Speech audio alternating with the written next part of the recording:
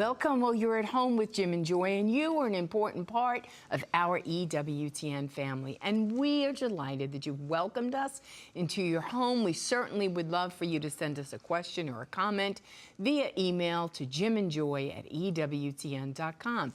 And today, our guest is Stephanie Gray Connors.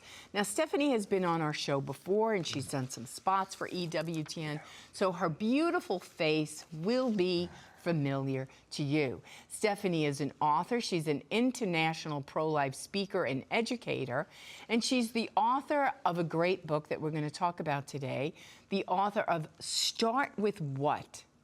10 Principles for Thinking About Assisted Suicide. And this wonderful book is available at ytsync-en.com. Yeah. Well, I am so excited about seeing and speaking with Stephanie. And she's just one of the most eloquent spokespersons on behalf of the gospel of life that I know. And on her resume, I think she taught a number of teachings there at Google on abortion, and that really kind of even put her more fully on the map. But she's an amazing, she makes the case for life so beautifully. She has a lot of storytelling and illustrations, and she says that's kind of the vehicle by which the brain can comprehend the argument that we're trying to make, stories and illustrations and so on, and you grasp it that way. So she's an excellent communicator. And so this book, 10 Principles for Thinking About Assisted Suicide, you know, some people might say, well, I'm not thinking about assisted suicide. Well, if you're not, maybe somebody else is that you know. You need to think about that. But Stephanie says, you know, who's this book for?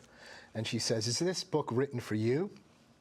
If you're human, if you've suffered, and if you will one day die, then the answer is yes, this book is for you. And I've seen, as we've read through this book now, it just really lifts up the greatness and the grandeur of the human person at every stage and phase of life, especially when we're in severe pain, you know, whether it's physically or emotionally or psychologically, and we get to this place of despair, however we get to this place. She examines all of that and says, you know, so much of this getting to despair is about meaning, that we need meaning, and where do we get meaning from, and so on. So this is a critical teaching that we're going to hear today from Stephanie. You're going to be greatly blessed. There's going to be so much truth and so many principles. And through going through this, like she said, we're going to face our own pain and suffering someday. And so we want to be prepared as best we can to do that. You want to be prepared to help other people through that time, to be physically present, to be community, to be there, and to prevent a situation like this taking place, and to embrace the true meaning of life, which is the sacredness and dignity of every human being at every stage and phase of life. The book's available at ewtnrc.com, ewtnrc.com. The book is Start With What? 10 Principles for Thinking About Assisted Suicide. You're not going to want to miss this show. There's plenty more to come. Stephanie's coming right up to be with us in a moment. We'll be right back. Please don't go away.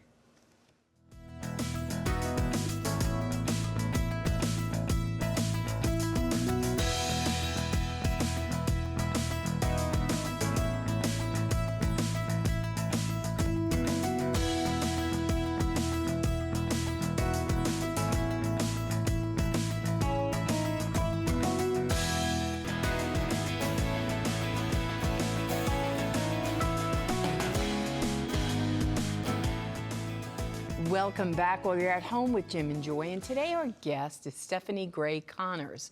She's the author, an international life speaker, an educator. She's the author of a great new book that she's written called Start With What? 10 Principles for Thinking About Assisted Suicide. And this great book is available at ewtnrc.com. And you could go to the website loveunleasheslife.com. Well, Stephanie, we welcome you to At Home, and yes, it's so wonderful to see you again. And we would like for you first to tell our family a little bit about yourself, the update on all that's happened to you, and then tell our family about this phrase, the title of this book, Start With What? Sure. Well, thanks so much for having me back. It's always a joy, no pun intended, to be with you guys. So yeah, as you mentioned, I'm a pro-life speaker. I was raised in a devout Catholic home, and last year I had a COVID wedding. My dear friend and a beloved shepherd of mine, Bishop Olmsted, presided over my wedding, and then my husband and I were blessed with new life. And then sadly, we lost our little one, who's now a saint in heaven. Sorry. And then God blessed us with another new life. So I'm very pregnant. I'm about to give birth in the next 6 or so weeks. Praise the So Lord. life is very rich. Yes, What a God is happy, good. what a happy time in your life.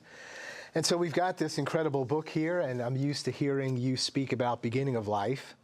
And now, of course, you're dealing with, an end of life issue, which may or may not really have to take place at the end of your life, right? Right. There's psychological pain, there's emotional pain. It's not always you're terminal and you're going to die.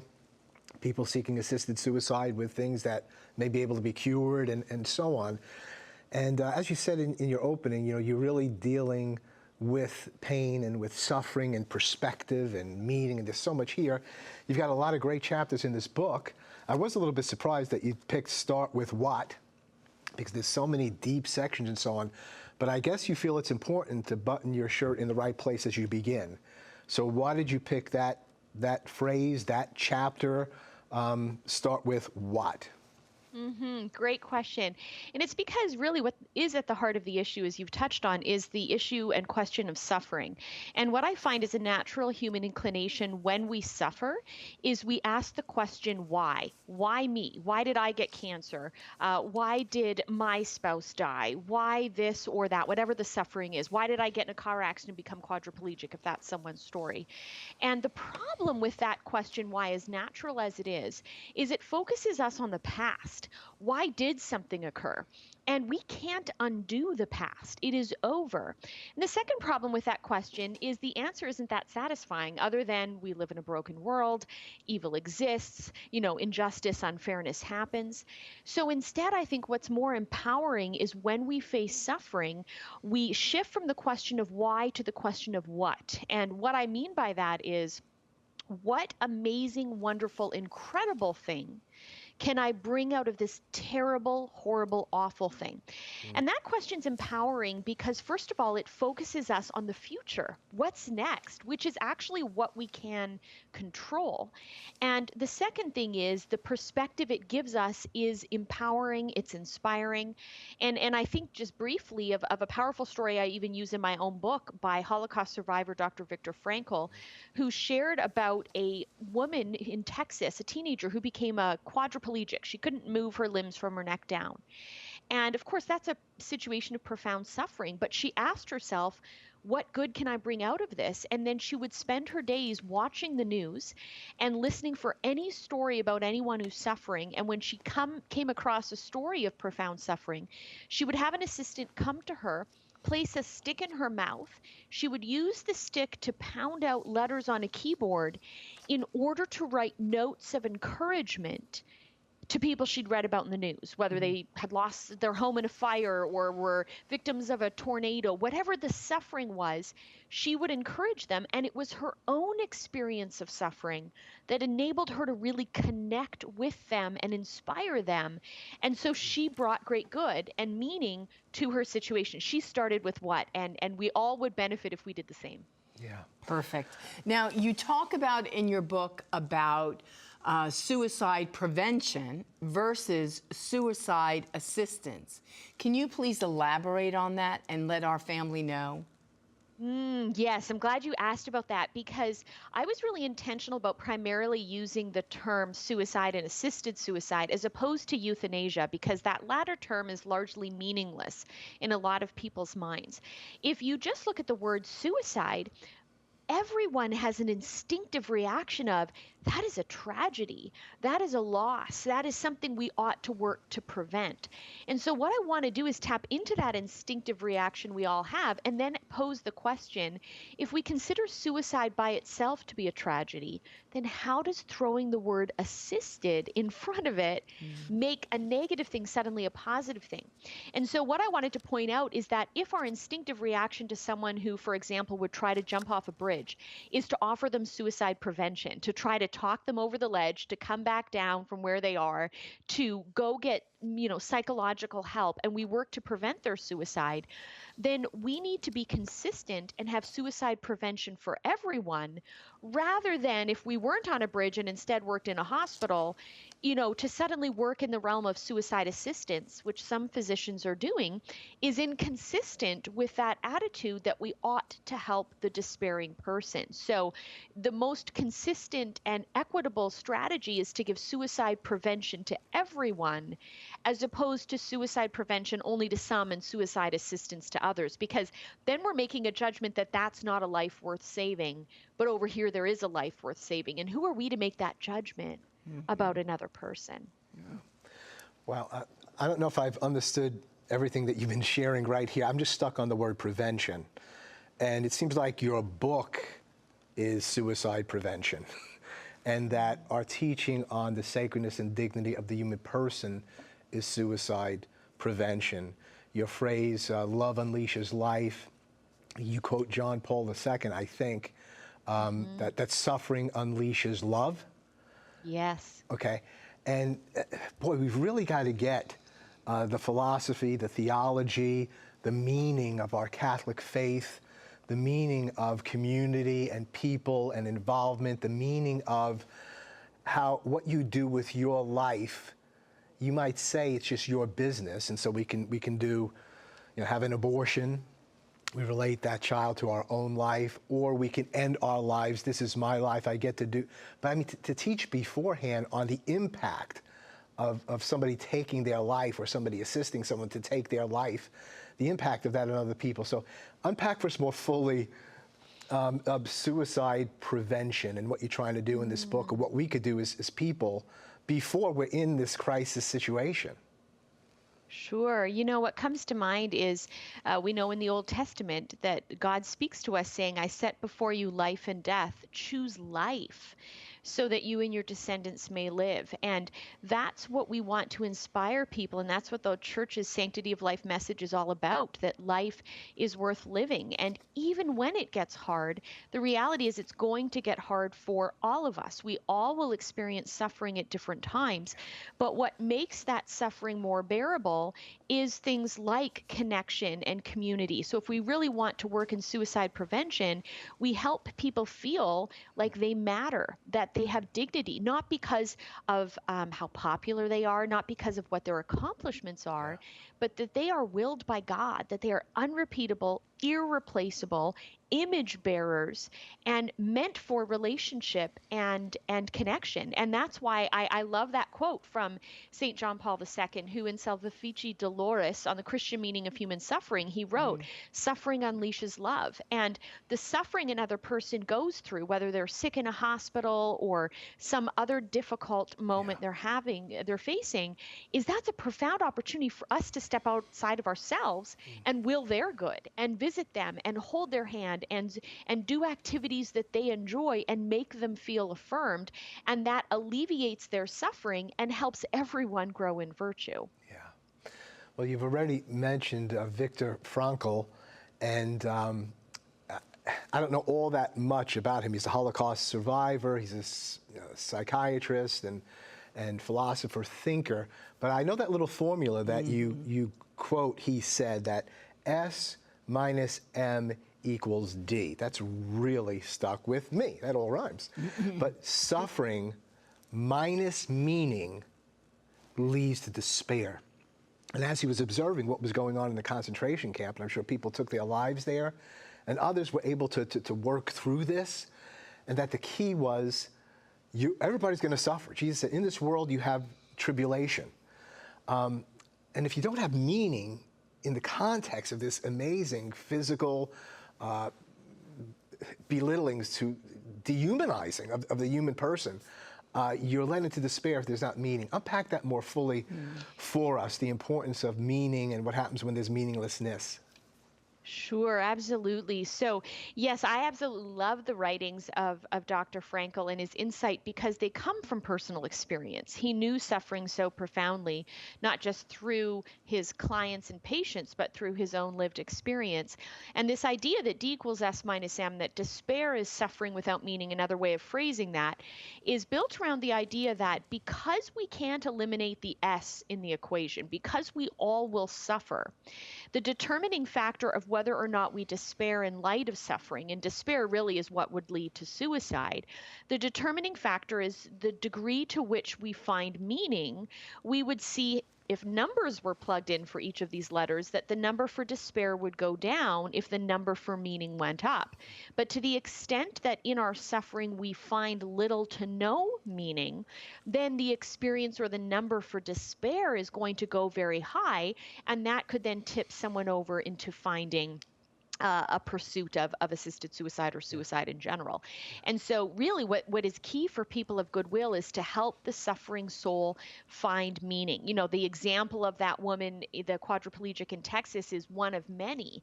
But there's others I give. There's a great story in my book of Henry Fraser. He was a young guy who went on vacation in Europe and dove into the ocean, didn't realize how shallow it was, and his head hit the sandbar, and he became paralyzed from the shoulders down. And he lives a life of amazing meaning. He's a mouth artist, and his art is absolutely beautiful. If you try to order it online, he's ordered out. You can't even get his original paintings because there's so many people that want them.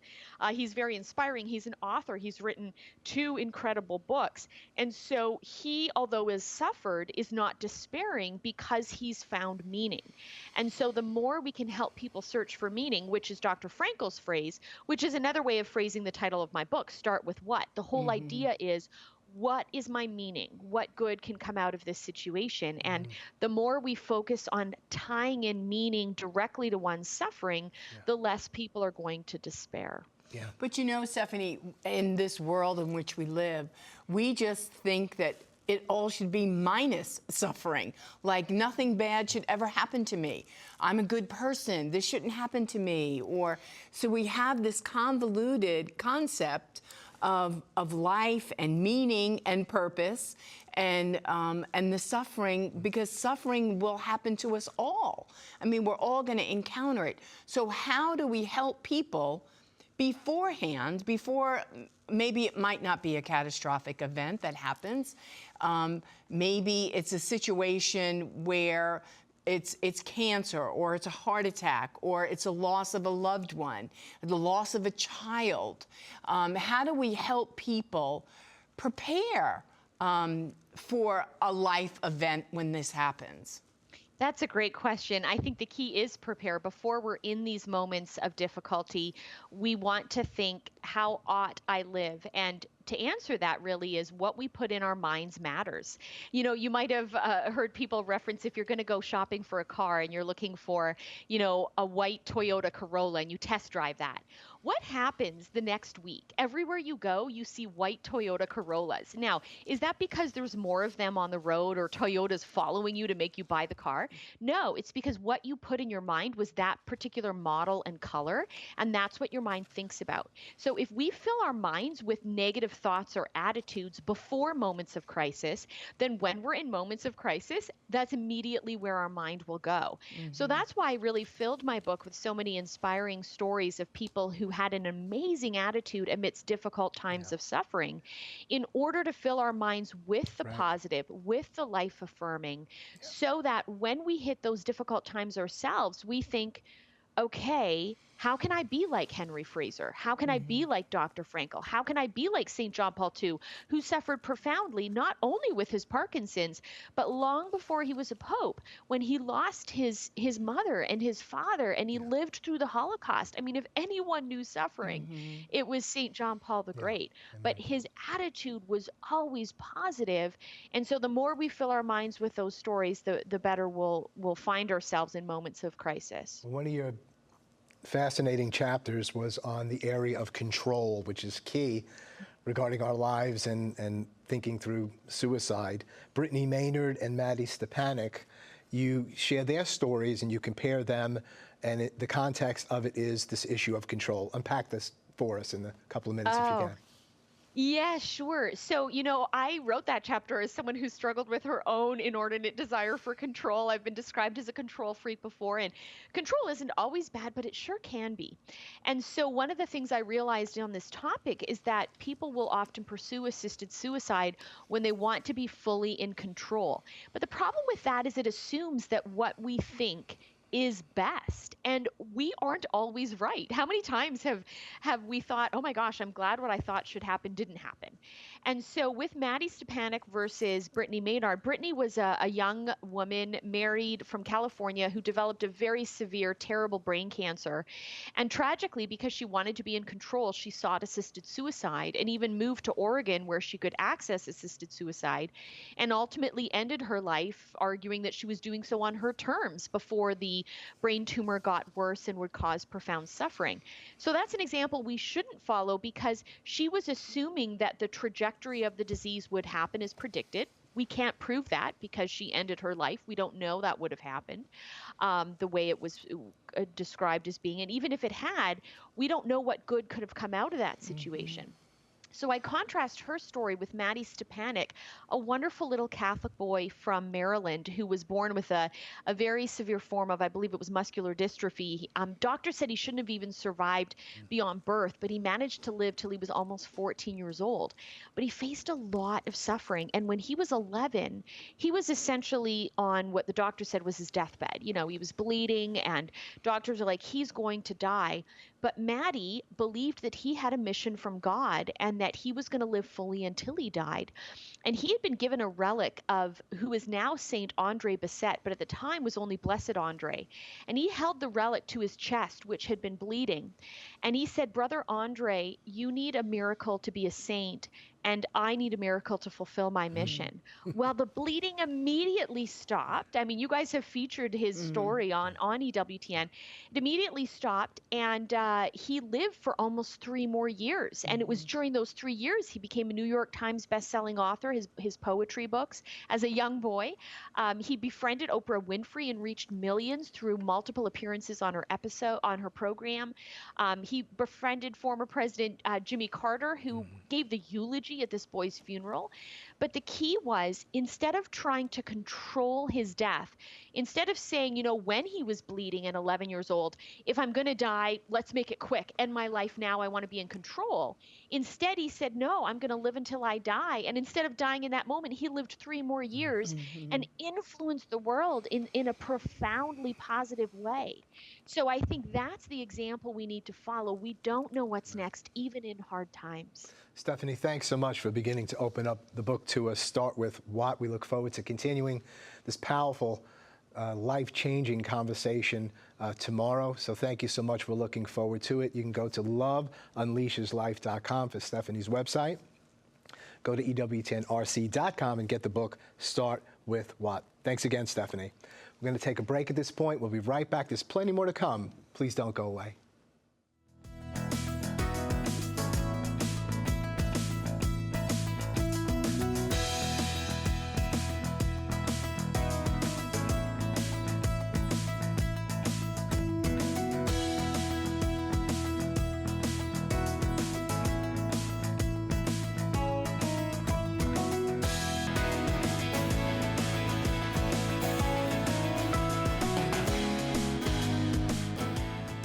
Welcome back. We are at home with Jim and Joy, and we had a wonderful conversation with Stephanie.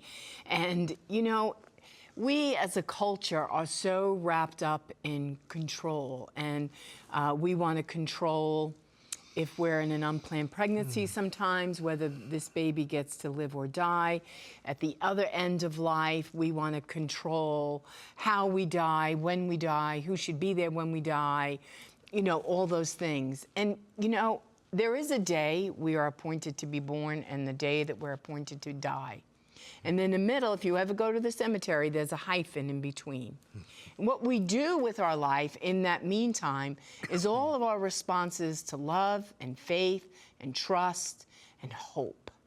And we have that in reality with Jesus, so that If a doctor walks in and says you have a cancer diagnosis, or you have a massive heart attack, or you're in a car accident, or whatever happens, that the first response would be that you're going to filter it through your faith, that you're going to filter it as no matter what happens to me, God is with me. Whether I live, whether I die, I am with God. And we have to live that faith now, because we are going to suffer in this life. But it's how we respond to that suffering is the manifestation of our faith and our hope. Stephanie says some wonderful things can happen if we relinquish control. Relinquish control of the situation, of the matter, in your life, in his life, in her life, your kid's life, whatever's going on with it. It's not denying the pain and the suffering, but give the control over to Almighty God, who can make something beautiful.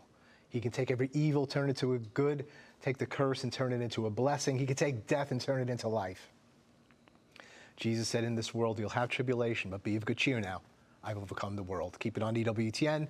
You're an important part of this family. You're never alone. You're always at home with Jim and with Joy. Bye now.